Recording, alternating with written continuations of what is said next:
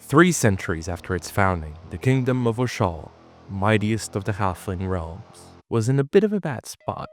They were the last free Halfling realm on Atumahea. Their northern allies long since conquered as colonial empires sought the vast wealth of the southern continent. Empires which now had launched intermittent campaigns to take Oshal itself. On one memorable occasion, burning down Oshal's capital, causing the government to flee south. Despite their technological and naval supremacy, the colonizers had failed to take much land permanently. But it seemed only a matter of time until one would finally claim the kingdom and its great wealth of cash crops. And then, the dwarves came to Atumahea. The kingdom of Mithmir was on the rise, a century after the fall of the Great Gupta Empire. They were seeking to cement themselves as the preeminent dwarven state, namely by building a colonial empire of their own. But geography did not favor them, and so far the dwarves had managed little empire building beyond scattered trade ports and remote outposts. Mithmiri ships arrived on the southeast of the Big Island, a place they named Voik-Kipth, the Barren Land.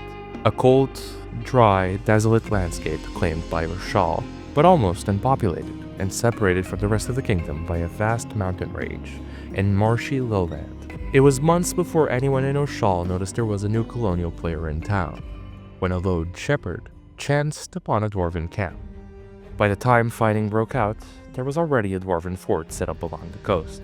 It was mostly low-level skirmishes, scattered bands of riffled dwarves and halfling scouts, exchanging fire before withdrawing. But when gold was discovered in the area, the conflict escalated, and moved into the mountains, where the dwarves excelled, capturing the Oshali forts with relative ease. But ultimately, it was unproductive for both sides. Funding campaigns on remote frontiers isn't the cheapest, and both Oshal and Mithmir had more pressing enemies closer to home.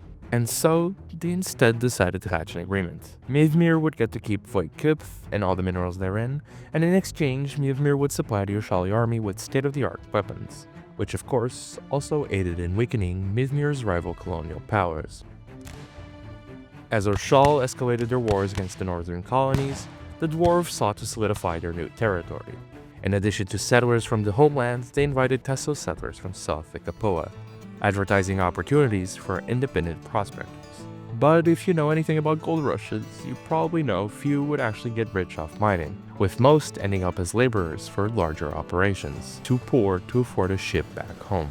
Many of these would-be gold seekers ended up braving the passages across the mountains into the Oshali frontier, looking for other get-rich-quick solutions in that more lawless land, or making their way all the way to the Oshali heartlands to start a new life, the wave of migrants throwing a wrench into the carefully structured Oshali society. But even with this immigration crisis, the Halfling-Dwarven alliance was unbroken.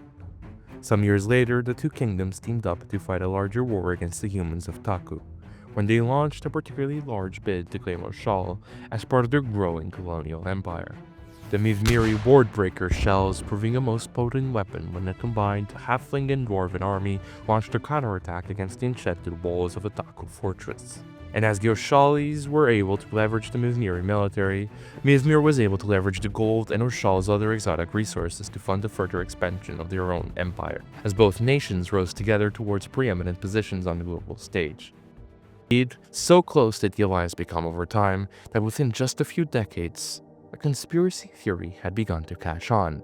An idea that once, a few thousand years ago, halflings and dwarves were a single species. Ancient masters of a globe-spanning empire which had mastered magic, constructed all number of monuments around the world, and achieved feats of technology still unmatched. And the conspiracy believers held that by working together, the Short Kings would once more inherit the world of Alfheim.